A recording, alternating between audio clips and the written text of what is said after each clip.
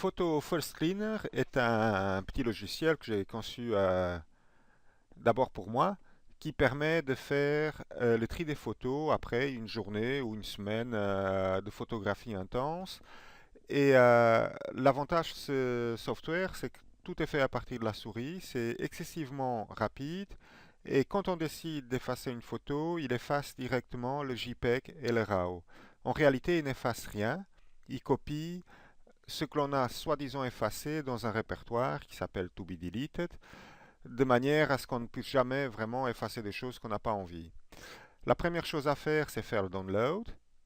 Une fois qu'on a fait le download, on obtient ce message comme quoi le fichier est peut-être dangereux, puisque c'est un fichier qui n'est pas connu, c'est pas un fichier qui est téléchargé habituellement. Effectivement, c'est pas distribué à des millions d'exemplaires. Donc ici, ce qu'il faut faire, c'est cliquer là et dire je veux le conserver. Pour le programme, il n'y a rien à installer, donc on télécharge un zip, je vais ouvrir le zip, et dans le zip, on voit qu'il y a un exécutable 32 bits et un exécutable 64 bits et un petit fichier qui explique ce qu'il faut faire. Là, je vais copier l'exécutable 64 bits, puisque je suis en Windows 64 bits, et je vais le copier là. C'est tout ce qu'il y a à faire, donc maintenant, il ne me reste plus qu'à lancer l'application. Je vais maintenant lancer l'application et le premier message que j'obtiens, c'est que de nouveau, c'est peut-être un fichier dangereux parce qu'il n'est pas vérifié. Donc ici, je vais enlever ça et je dis que oui, je suis d'accord qu'on l'exécute. Une fois l'application lancée, la première chose qu'elle demande, c'est qu'on s'enregistre. Donc on écrit son nom, son pays, son email, son pays et on envoie l'enregistrement. L'envoi se fait par email. Bon, il se peut que ça ne fonctionne pas si jamais le firewall bloque, et je pense que c'est d'ailleurs le cas sur cet ordinateur. C'est bien le cas. Dans ce cas-ci, l'enregistrement n'a pas fonctionné. C'est pas grave, je fais OK et je suis sur l'application. L'application me montre le dernier répertoire où j'étais. Si je voulais sélectionner un nouveau répertoire, j'aurais cliqué ici. Ici, c'est pour rafraîchir cette liste-ci, le bouton d'enregistrement qui disparaîtra une fois qu'on est enregistré. Une option si jamais je veux copier ce JPEG sur un autre répertoire, par exemple sur mon répertoire Dropbox. Et ici, il est à noter que moi, je travaille toujours en JPEG et en RAW, et l'application me montre s'il y a un JPEG et s'il y a un RAW. Si, pour me déplacer sur les photos, il suffit que je tourne la molette. Alors, s'il y a une photo qui ne me plaît pas, parce que pour moi, le JPEG, je travaille en JPEG basse définition, c'est juste pour visualiser. Si une photo ne me plaît pas, je clique à droite et la photo est effacée. Celle-là, elle ne me plaît pas non plus, je clique à droite, celle-là, rien de spécial, celle-là non plus, celle-là non plus, celle-là non plus, celle-là non plus.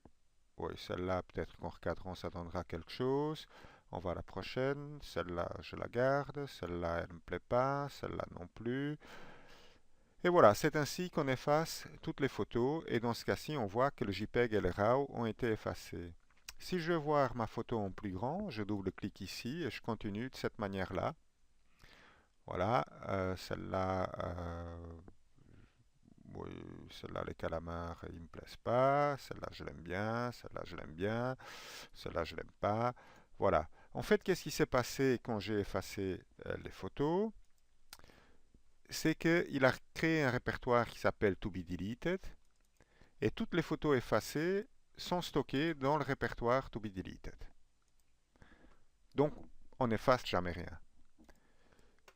Ici, je reviens en arrière. Quand il m'affiche une photo en petit, c'est que la photo a été effacée. Si je clique sur la photo revient. Donc, elle revient à nouveau dans le répertoire où il y a les photos que je traiterai plus tard, par exemple en Lightroom. Ici, le pourcentage, en fait, il montre où on en est dans le répertoire, pour savoir un peu combien d'heures est-ce qu'il reste encore juste à faire le tri des photos.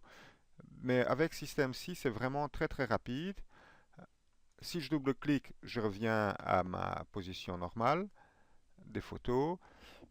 Alors, dans les options ici, quand j'ai fini de travailler, en fait, les JPEG ne m'intéressent plus parce que je travaille tout à partir du RAW. Donc, avant de copier les photos de ma carte mémoire, puisque je fais ça directement sur la carte mémoire normalement de l'appareil. Oui, celle-là, je n'aime pas non plus. Celle-là non plus. Avant de copier les photos sur la carte mémoire, je vais enlever tous les JPEG puisqu'ils ne m'intéressent plus, ils ne me servent qu'à faire le tri. Donc ici, je vais dans Move JPEG ou RAW et je dis, je copie tous les JPEG dans le répertoire JPEG. Voilà, il y en a 493. Oui, voilà. Et donc maintenant, si je viens ici, je vois que je n'ai plus que des fichiers RAW. Tous mes JPEG sont là. Donc si je veux les recopier, je peux les recopier aussi. Donc on efface jamais rien. Aussi, je reviens sur l'application. Une autre option, c'est si jamais j'ai utilisé ma tablette pendant mes vacances pour visualiser les JPEG et que je les ai effacés, je peux lui dire ici de ne conserver les RAW que si le JPEG existe. Donc si j'ai effacé des JPEG, je n'aurai déjà plus les RAW puisqu'ils seront mis dans le répertoire to be deleted. Si je veux aller au répertoire source, je clique Open Source Folder. Au niveau des paramètres, je peux spécifier un to be deleted ailleurs que dans mon sous-répertoire parce que si je travaille des photos sur mon Dropbox, je n'ai pas envie que celles que je veux effacer restent dans mon Dropbox, par exemple. Ici, je peux ajouter des répertoires que je veux exclure quand je travaille en arborescence. Et si je suis très content de l'application, je peux même faire une donation. Et voilà, c'est un peu tout pour cette application qui ne se veut pas une application de traitement photo, mais juste une application qui permet de faire le tri avant d'aller dans le processus de traitement.